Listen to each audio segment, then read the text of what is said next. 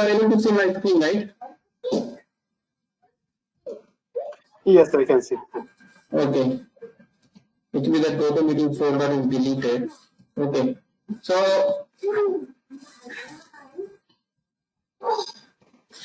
I just started a Scala program. So this is list of programs are there. Okay. So I have done the setup of the IntelliJ IDE. So this we can install it from the Google, the IntelliJ IDEA community version. We can install it, and once we install it, so we'll get it in our program menu, IntelliJ IDEA 2020, and then we have to start it. Okay, and once we start this IntelliJ IDEA, so we can create a project here. Okay, so one new project we can create here, project, and we are creating the two types of project in Scala. Like one is Maven or another one is SBD. We can use any one of them. So there are two build tools. Even Gradle is also there, but either we use SBD, simple build tool, and one is Maven and one is Gradle. Okay, so both, like mostly we use build SBD also, we use Maven. But Maven is we are more familiar, right, in the Java projects. So we do Java projects built through Maven only. Okay, but Scala project having the support of all three. Maven is there, Gradle is there, and SBD is there. Okay, so we will create a Maven project. Okay, and then we give the project name. Some project name I'm going to create.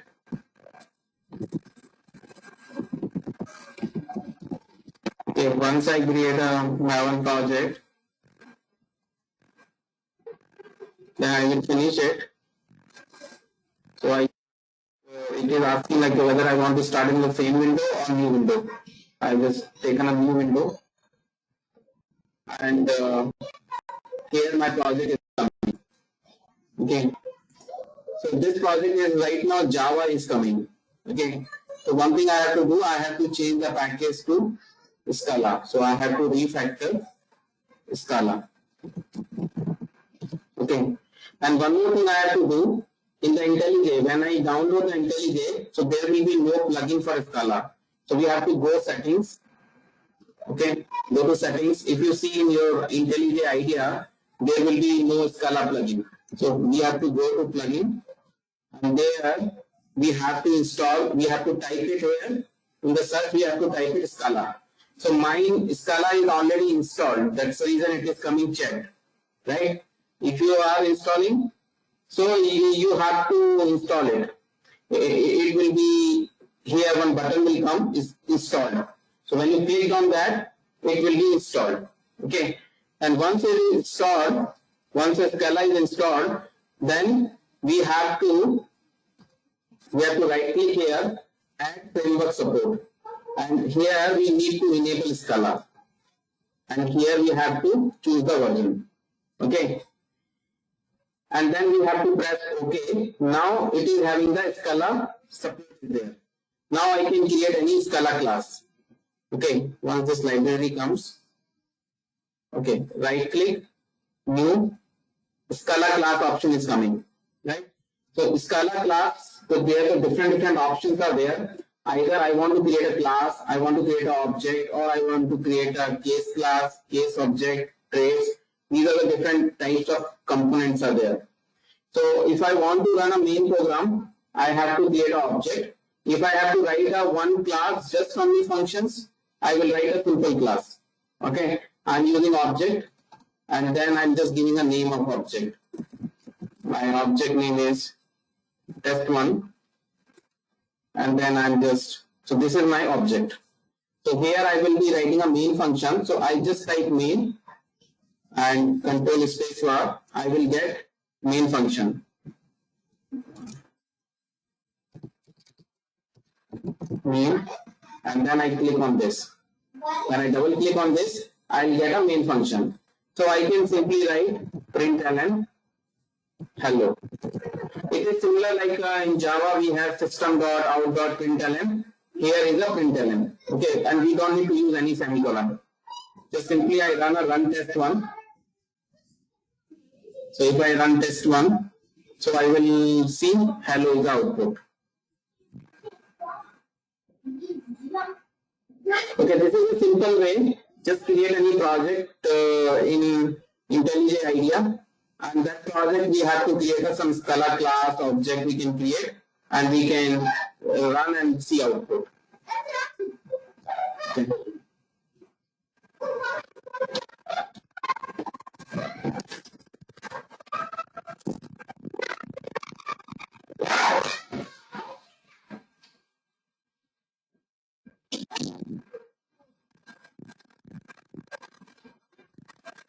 So this output is coming hello. Okay, so similar way we can write the program. So here is a list of programs are there. Okay, so I'm going to tell about exception handling. Okay, so in my last videos I have already explained about fundamental of Scala, this classes concept, parameter, anonymous function. Okay, you can just go through it. And today I'm going to start exception handling and some Scala hash map concept. Okay, first we go through hash map. So I already covered the Scala list, set, and these are the array buffer, tuple. These I have already covered. Okay, we look at set. So set is basically a collection of which we can contain only the unique items. So we can create immutable set or mutable set. So immutable set is a val variable, and mutable set we create using the val. Okay. So how to create empty set if I want to create? So just I can create like this empty set. Okay. So I'm creating a one set, and there I am assigning the element. Okay. So I'm just writing a set here. Then I'm printing the set element.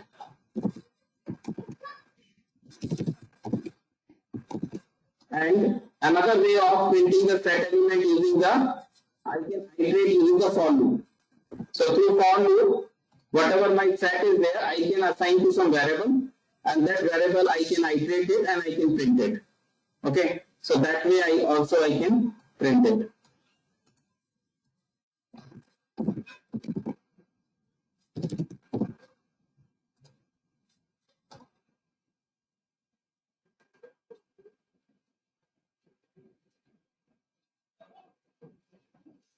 We have to use set keyword we have to use while defining set. When I'm defining the list, I have to use here list, L-I-S-T.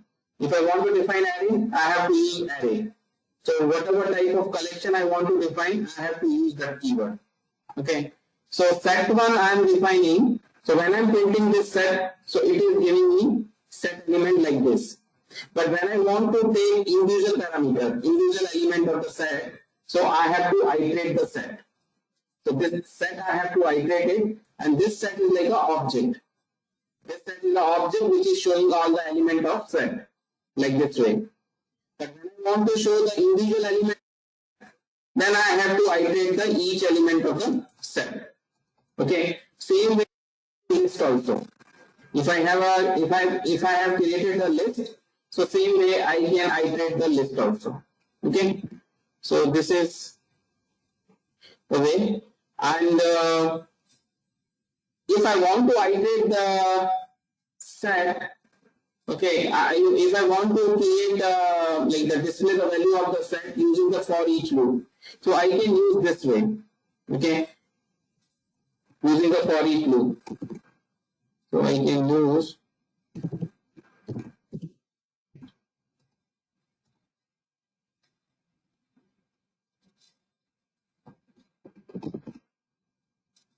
actually this is an integer type values.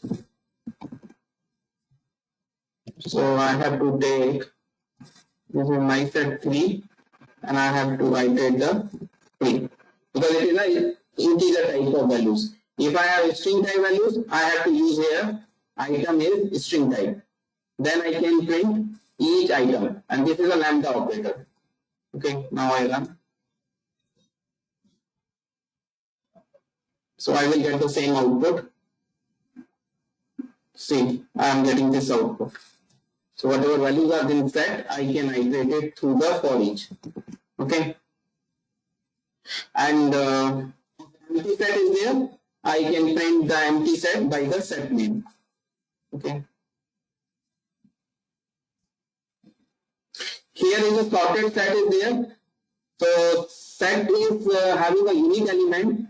Sorted set also unique element, but it is a sorting order. So if you see whatever element I am passing to the sorted set, I am getting in the sorted order. So if I want to do this, so I can get the element in the sorted order. So this is sorted set. So I have to import the class. It's immutable sorted set. Immutable. This one. So when I print this, I'll get items in the sorted order. So I'm getting the items in the sorted order. Okay, so this is basically set and sorted set. Okay, and has set. So this is also one implementation of the set also. So if I want to define, because it is having the implementation of the set, so I can create a has set object, and then I can print, I can iterate, I can do that. So I can create a string of the has set of the string type of element.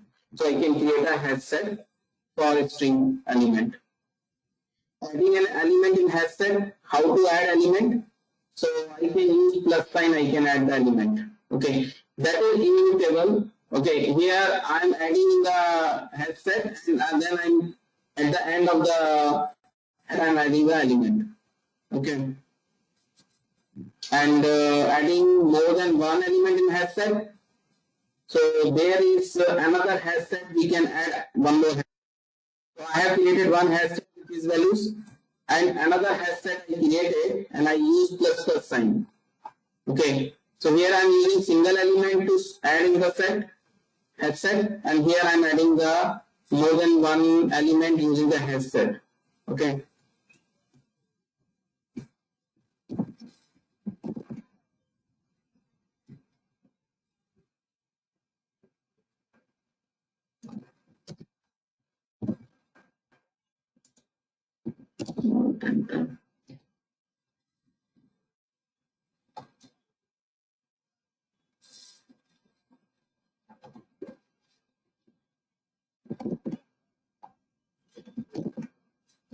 It's an immutable type I have to take.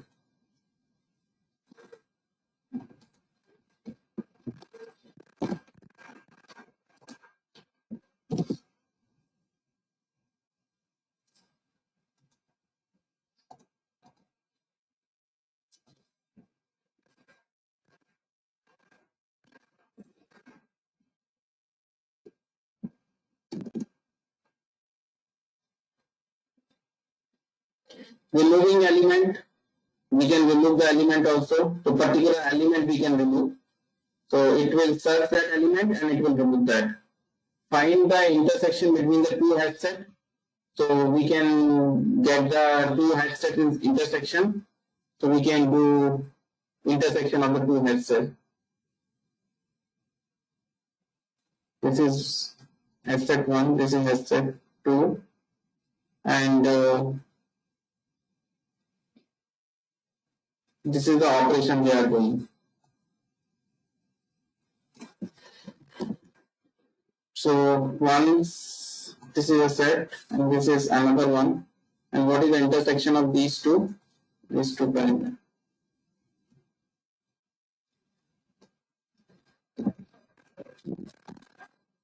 So they are using this ampersand sign for this intersection.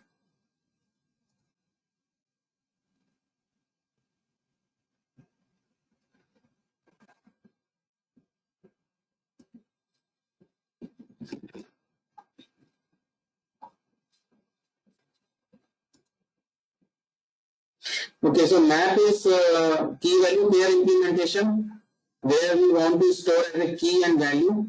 So we have to define the map implementation using the hash map. So hash map is a class which provides implementation of key value pair.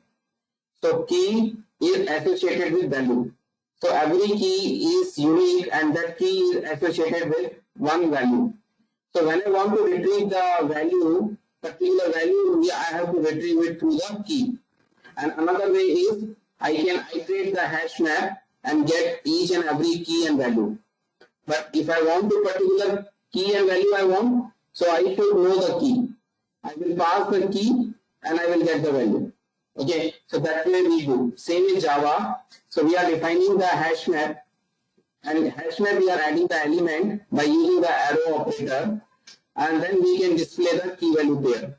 So this hash map is an empty hash map. So it is showing empty, and this hash map is having 3 key value pair. So when I am displaying this hash map, I can display the element as a key value pair. But suppose particular key and value I want, and all key or all values I want to iterate. So there is a for each I can do.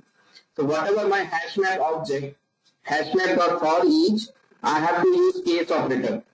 So case I have to tell key comma value, and then I can print key or value. Okay. So key or value both are associated with each other. I can access key and value. Okay. And another way, like suppose I have to add another new key value pair I want to add. So I can use the plus operator sign and I can specify the key and value. Then this key value pair will be adding into the hash map. Again, if I am iterating this key value pair, this hash map, I will get that key value pair. Okay. So that way I can get it the like hash map elements. Okay. If I want to remove an element from the hash map, so I have a key and value. Suppose this is a hash map I have iterated, key and value. So how many elements are there? How many key value pair? 3. But I want to subtract this C. C is the key. So when I write like this, hash map equal to hash map minus C. So this key will be removed. So when the key will be removed means its value will be removed also. So how many key value pair will be left? Only 2. So when I iterate this hash map, I will get only 2 key value pair. So this is simple hash map implementation. So by using the key value pair, we can add the element and we can remove the element and we can iterate the element in the hash map. Okay.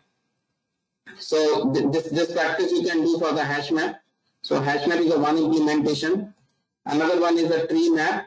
So immutable maps implemented by the list-based data structures. So suppose if I want to create a mutable type map, so I can use the list map. Okay. So list map also defined the same way as a key value pair. This is also key value pair. And list map type map we can iterate in the same way, and we can access the key. Like if I want to access a particular value, so I can access using the key. So I can define here list map dot list map, and we can pass the key. So I can get the value. Okay. And other operations are same in the list map. Like basically we can add the element, we can remove element, and we can create an empty list map. So that like empty list map we can create without adding any element, or we can write dot empty. Okay. So that way we can use list map. Okay. Tree set, like this is the implementation of set, but it's an ordered element. Okay, so that we can define using the tree set. Okay, so we can elements can be ordered also. So here the elements are ordered in the tree set. So these are all collections, and we can iterate the element in Scala also. So there is an iterator there. So in Java we have iterators are there. So suppose I have to iterate these many elements. So I will create a iterator type. Previously we created a list type, we have created map type, we have created a set type, so we can create iterator type. And then once we have iterator object, So while loop we can use has next, and next is used for the getting the value, and has next is used to iterate the element in the iterator. So what we have to do, like I have an array, so either I can, if I want to iterate any array list, so I have to call the iterator on that. Otherwise, if I'm directly making it iterator, instead of here, I can make it iterator also.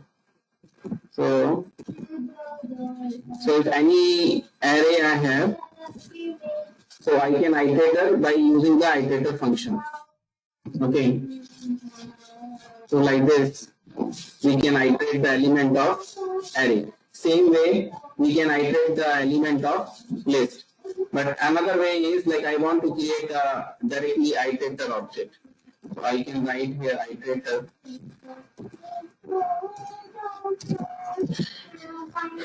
Okay, create iterator, and then I don't need this, and then I will use v dot has next, and then v dot next. V dot next is printing the value, so we can print.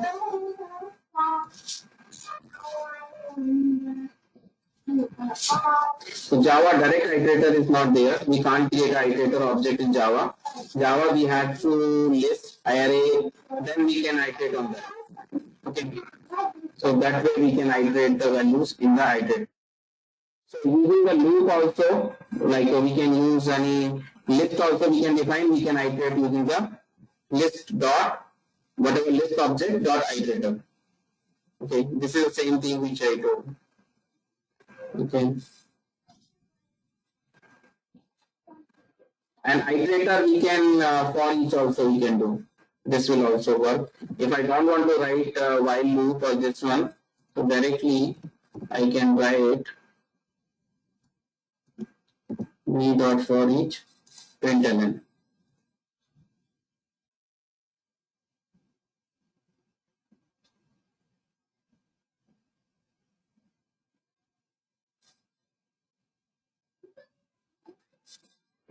So that way also we can print.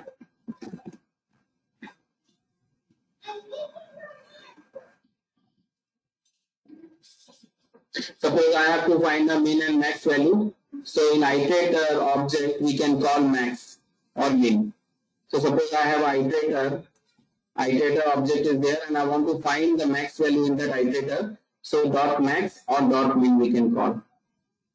Okay. Or we can use the for loop to iterate using the arrow operator. So I have iterator, and then I can use the for loop. So this way also I can iterate. Okay, so this is iterator, and now I'm telling about exception handling.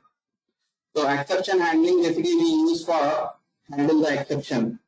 So whenever our exception comes, like whenever I'm executing one program, and anytime exception comes, so my program stops. Okay, but I want like I should handle the exception, and I should handle by exception using the try catch block. So in Java also try catch block is there. So try catch is a block we write, and there we have to like we will catch the exceptions. Okay, so in Scala is little bit different. Here Scala we use in catch, we have to use case. So on the basis of case, we identify what type of exception is occurred. Suppose this exception is 5 divided by 0. This is arithmetic exception. So the when it is arithmetic type of exception, so it will go in this case. If it is any input-output exception, so it will go in this case and it will show the error. Okay, so that way it will print the exception. So whatever code we want to handle, we have to surround it by the try and catch. And the catch we have to assign the possible exceptions. So what are the exceptions can come by that code. Okay, so sometimes I am using array, I am defining the array element to the any variable, and that is array index out of 1. So I have to use array index out of 1 exception. So if we see the chart of the exception, so we have on top there is an object. From object we have throwable, and there the two types is there, exception and error. So Java we say exceptions are those which we can recover, but error we cannot recover. So whenever any error comes, like stack overflow exception or virtual machine error, so our program will definitely halt. We can't handle the errors, but we can handle the exceptions. So there are two types of exception: checked exception, unchecked exception. So checked exception we call it compile time exceptions. Like suppose if I'm writing any code and code is needed, input output or SQL exception, those are checked exception. But unchecked exception is like this. This is arithmetic exception is an unchecked exception. Okay, but input output exception is a checked exception. And arithmetic exception is unchecked exception. So for arithmetic exception, even we don't provide any handler, it will be handled. Okay, but for the checked exception, it is mandatory we have to define the try catch. Okay, so checked exception always need the try catch handler. Okay, so if we don't provide the handler for unchecked exception, so default handler will handle it. Okay, it will show the error. It will show the error and it will come out from the program. But if I want my custom message, then I need to write a try catch block in any scenario. Okay. Suppose I want to throw a particular exception, so I have to use a throw keyword. Okay, that I will tell. First, I am going to show how to handle the exception. Okay, so this scenario, I have a try catch.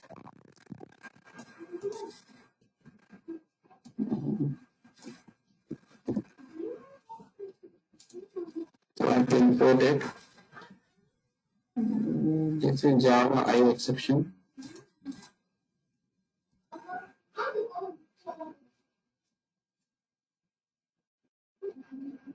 We have arithmetic exception. So input output exception scenario we can't test it here because some file I'm writing the code. I can write using the file code. When I'm doing the file handling, their input output exception will display. Right. Then I'm writing a file, some data I'm writing into the file. And my file is like my data is not written in file. So I will get some exception, that is the input output exception. Okay. I'll show in the file handling how to occur this IO exception, input output exception. So suppose I want to write something which will be always executed. So that is written in the finally block. So whether my exception occur or not occur, but this finally block will be executed. So some other scenarios are there. I want to tell like my exception is occurred. Okay, even my exception is occurred, but after that I want to close my handler. Some file handle I open, some connection I open, but those connection will not be closed, right? So whether my exception occur or not occurred, but I want to close my connection here in finally block, because finally is the block that will be always executed. Same is in Java.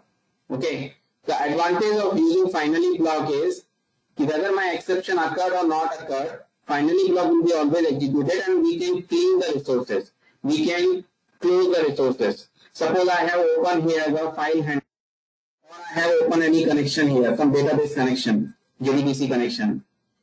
In catch block, okay, I can close my connection, but suppose my exception doesn't come, then I have to write the same connection close code after the catch block also. So two places I need to write the code. But if I write closing the resources like connection close code, only in finally block I can write. Okay, because finally block will always be executed. So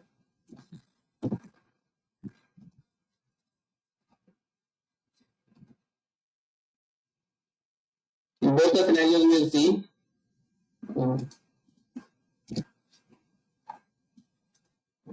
If I run this code,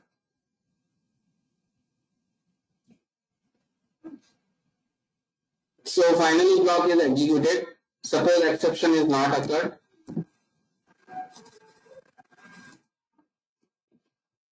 So this is a scenario the exception will not occur. So even the exception is not occurred, the finally block is also executed. So whatever is the common code, which I think when exception occurred or when the exception is not occurred, I can write in the finally block. So any connection thing if I have opened, I can close it in the finally.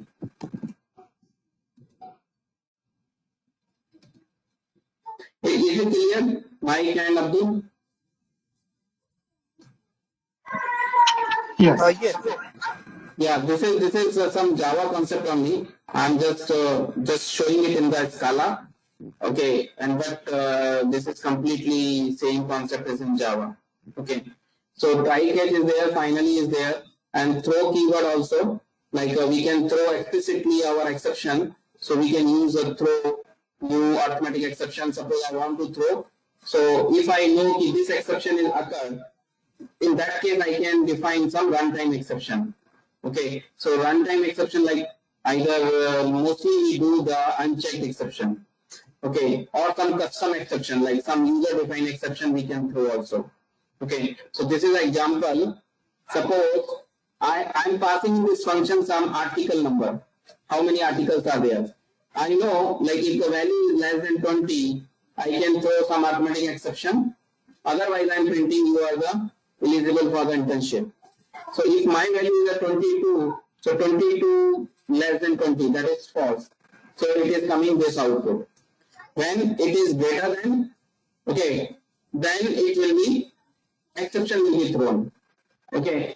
So sometimes I have to, like suppose if I'm doing a withdrawal and deposit in the bank, right? I know if the balance is less, I will be getting a message like insufficient balance in the bank notification I get it. Why that notification is coming? Because there is a check, there is a violation is there. If you are doing some transaction which is more than your balance, so it should throw insufficient exception. So this insufficient exception is not your class, not system class, not system exception. It is your user defined exception. So sometimes we can create our own custom exception class, and that exception class we can throw it. Okay. So this is the example we have taken, just system exception, but instead of that you can throw the user defined exception. Okay. So user defined exception, I think here it is given or not, I'll check. But try. So we can throw our user defined exception.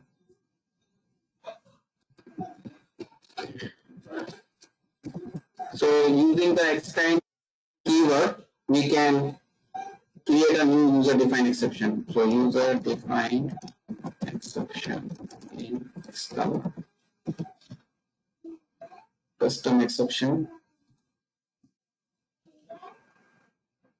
So suppose I am creating a one invalid age exception, extend exception. I already told you this is blank, but exception example. Here I am just providing the implementation of this one. What is the implementation? So I can write like this.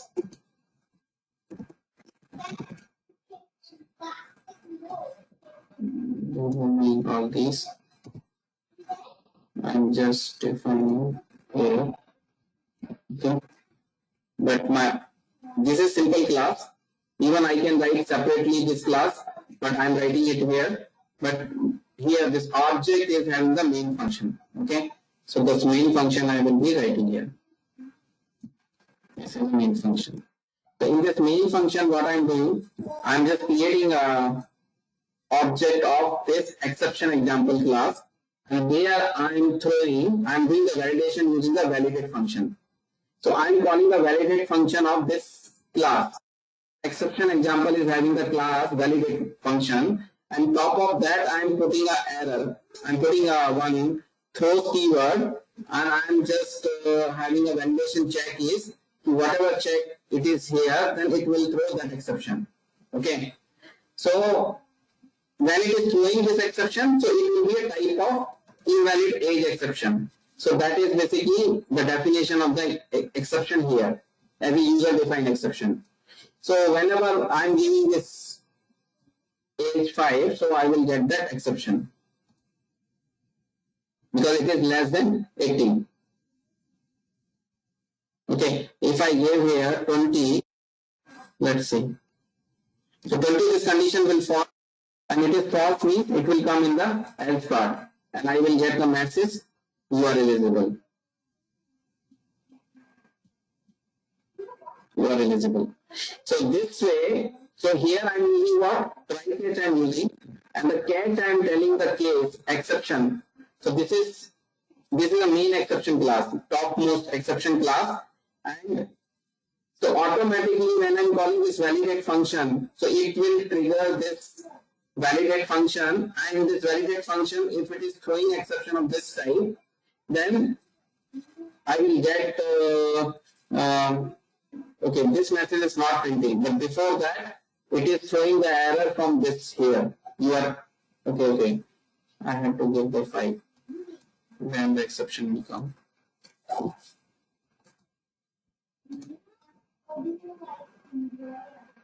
E will be printing as a error message, but before that, what is coming? Exception occurred, and whatever your error message that is coming from here. Invalid age exception, not eligible. Invalid age exception, that is this exception class. So exception class colon, your message is coming. Okay. So whatever message you are providing here, that message will be printed. And this is a class name is coming. Okay. For which class it is coming. So this is called Scala custom exception, like user defined exception. So we can define our user exception, custom user exception. And if particular exception I want to throw, so I can use a throw keyword. Throw new automatic exception. Instead of that, I can define my user defined exception also. Okay. So I can do that. So this is my exception handling.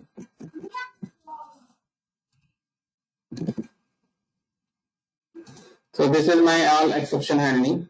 Okay. And what is left in this one?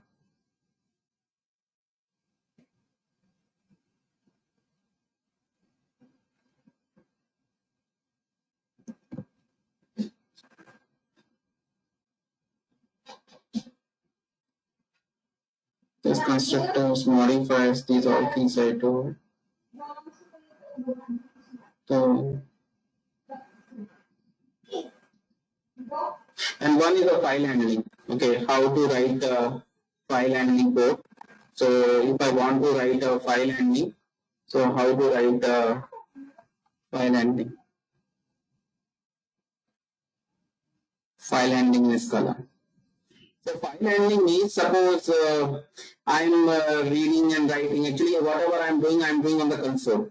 So everything is output is coming on the console only. So whatever is coming, that is coming on console. But this is not permanent output, right? This is not permanent storage. But suppose if I want to read and write into the file, I want to read from the file, so I can use the file handling. So file handling, like we are using the Java IO package. So java.io.file class is there. Okay. So I have to import java.file, and if I want to write something in the file, I have to use print writer.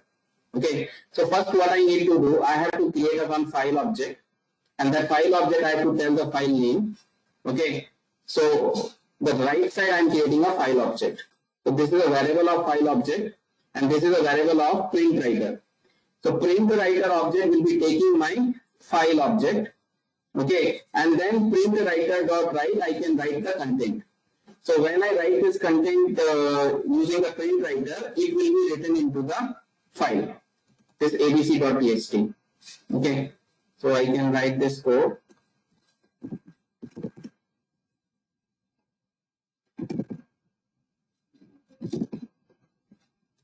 I can create a new object. So Scala, I can create object, file test, and inside that, okay, so I have to use alt enter, import java.io.file print writer java.io.print writer. Okay, so now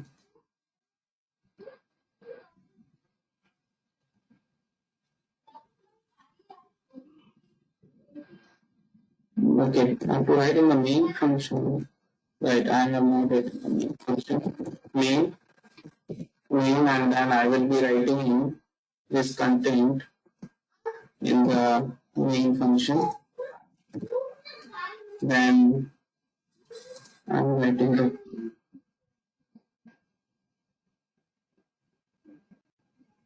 so where this file is written, abc.txt is written here because it is in the source folder. So our code is writing it into a source folder. If I want to create a package or any file system, I have to specify the path. So this file is written. This is the content of the file. So file content is written using the this file name we have to specify, and then we can write the content into the file. Okay. So if I want to read a file, so suppose the same file I have, and I want to read the content of the file. So I have a class source and source dot from file, and I can specify the file name. So I will get a one variable, and that variable I can iterate it using the has next, and next it will be printing the each line of the file. Okay. So I can write it.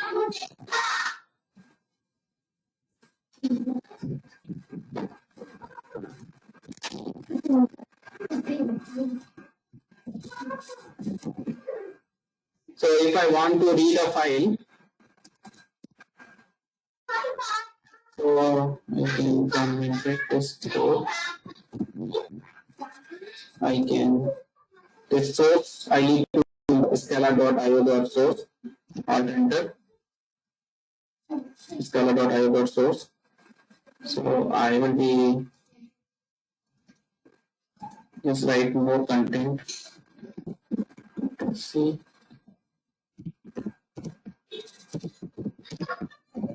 Okay, now I run the program.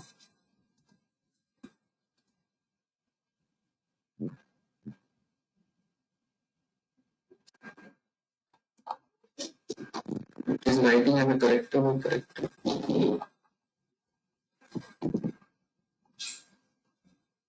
If I want to write as a line, so I have to use get line. Okay. So actually it is writing as an individual character. So I have to write as a line. Get line function is there. This.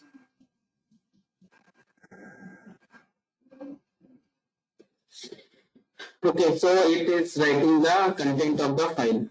Okay, so that way we can write the content and we can read the content from the file using the file input output package. Okay, suppose I want to use a try catch here, and then I want to use some exception handling. I want to do my file is not present. Right? And I say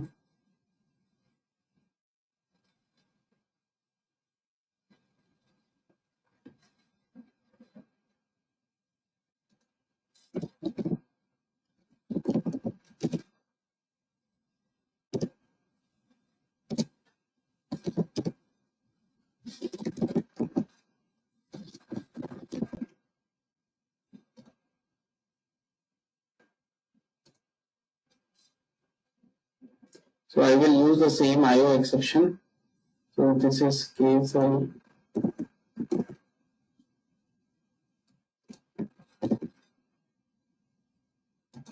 alt enter.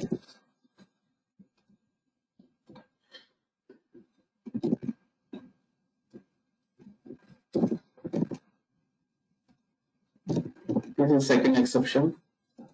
And what I do, I just rename this file. Refactor abc1.txt.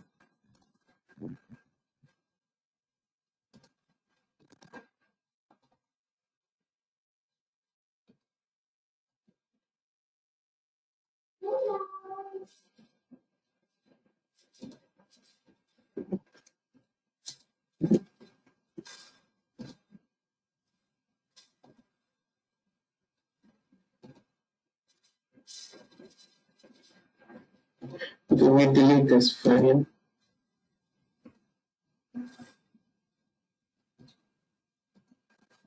I can't see you. Actually, it's a problem here to. Okay.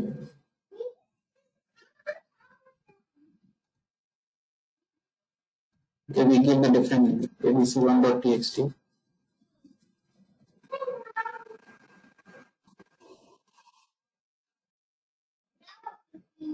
So which exception is coming? Input output exception is coming because it is related to file handling part, right? Because it is trying to read this abc1.txt, but this abc1.txt file is not present. So this input output exception occurred, and we can even print the file name also, which file we are going to see here. Okay, so here it is. We have to assign this name out of the, we have to assign it before the try block like this. So I can print the file name also. So file name also we can print the,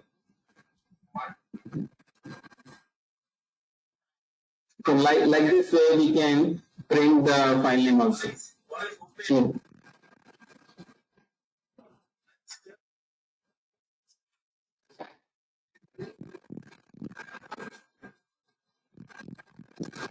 Okay, so I think this is file handling is done. File handling with exception handling also. So what you guys you have to do, you have to practice with the all examples. And these examples are simple, just you have to practice in IntelliJ. That will be giving you how to write code. Okay. And I will be explaining one project also. Maybe tomorrow I will explain, like I will be starting the Spark tomorrow. Okay, so Spark with Scala, and one POC I have already developed, and that POC code I will show you also, like Spark Scala 1. That is reading the CSV file. That is reading CSV file and writing into the height table. Okay. I think that. Okay, I'll do that one tomorrow. Any question is there? Anybody has any question? Okay. Okay, I'm just wrapping it now and we'll meet tomorrow. Yeah, thank you. Bye.